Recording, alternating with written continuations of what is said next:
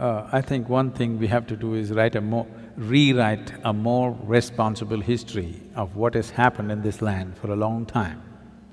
Not in the last 3,000 years, not in the 1400 years. What people in this land have done for a long time has to be brought back. In other countries, people are studying this. If you go to… there are Lebanese people, if you study in a school in Lebanon, you will read about how Indian workers, Indian sculptors, Indian elephants, Indian yogis came and built a Phoenician temple 4,300 years ago in Lebanon, which is called as Baalbek, which is a phenomenal temple. 4,300 years ago, some of the foundation stones are over 300 tons and there is no granite in Lebanon. They transported it all the way from Egypt, across the canal and up the mountain and put it up there. Indian elephants, workers and sculptors worked. The proof, there is enough proof, but one proof is visually hanging there is lotuses in the ceiling. Indian sculptor has to put a lotus wherever he goes. Where would a Lebanese sculptor have seen a lotus?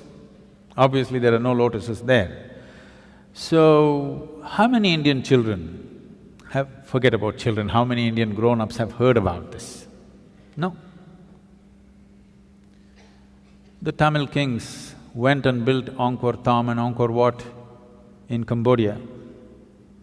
Angkor Thom is the largest religious building on this planet. The intricacy and the engineering, the sheer design and engineering of how these temples are built, if you go and see, you will feel proud of being a human being, because if human beings can think something like this 1,000 years ago and manifest it, it is too much. This was done by the Tamil kings, most of the work done by probably the Tamil labor. From first standard to 12th standard, does any Tamil child even read a line about this in their history book? No. We only read how we were conquered, raped, looted, beaten by other people. Then if there is no pride, why would you want to recreate it? You need to understand this. A culture or a nation is just an idea. When human beings take this on as an identity, attach some pride to it, it burns through one's mind and into his heart.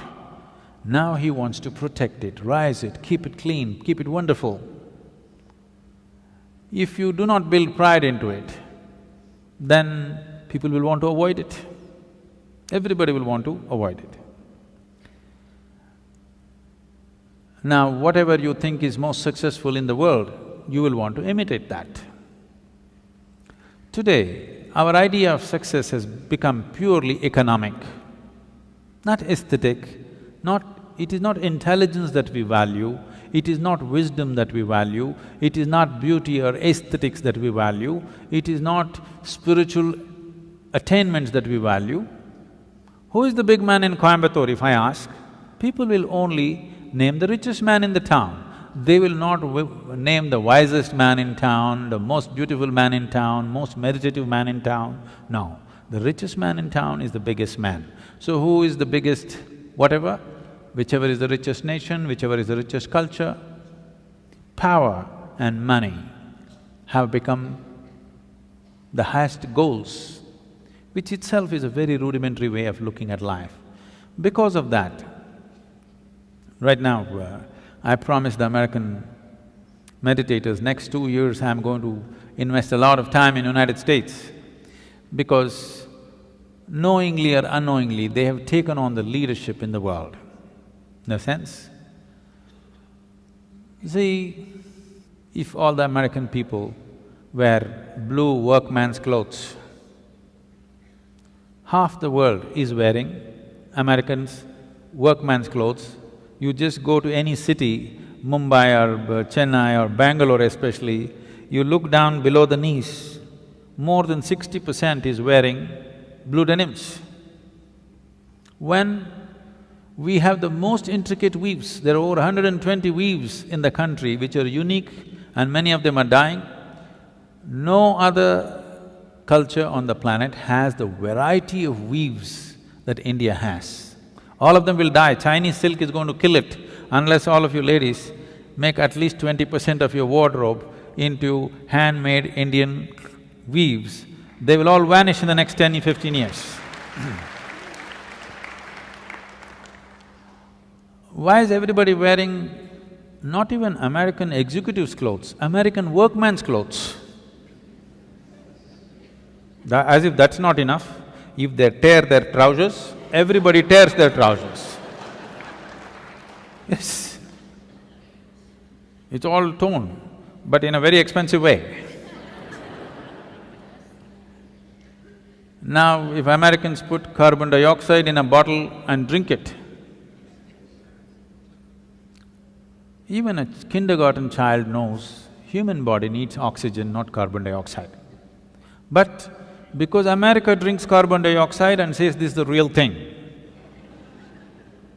more than half the world drinks carbonated water today. If you go to one of the remote villages here, there may be people, not in this area maybe, but anywhere else if you go, they might not have heard the word yoga, but they know what is Coca-Cola. Okay? So, I thought if Americans tear their trousers, everybody tears, Americans wear their pants down in their seat, everybody does the same thing, Americans drink carbon dioxide, everybody does that. So I thought if we can get America to meditate, the world will meditate.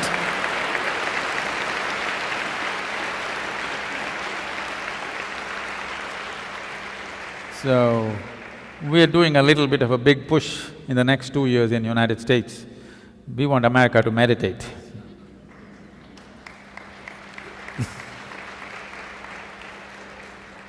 They're kind of getting ready, they're tired of the carbonated water.